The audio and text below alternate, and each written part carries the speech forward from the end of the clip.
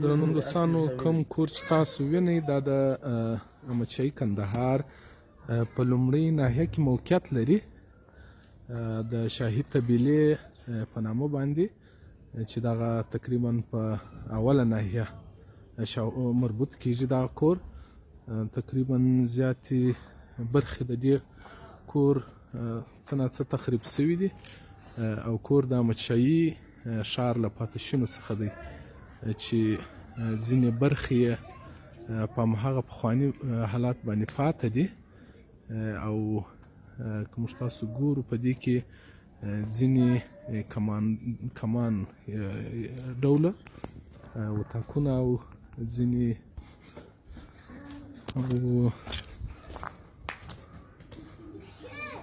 دلته وګورو ځینې سبکې تقریبا د احمدشاه بابا کور ته ورته دی.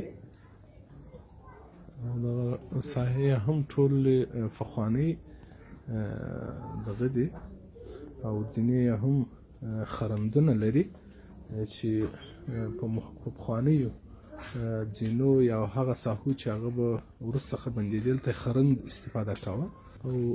او دغه د ودانۍ دالان ته ورته شکل لري چې په مختلفو تجنسو برخو سره پوښل شوی دی.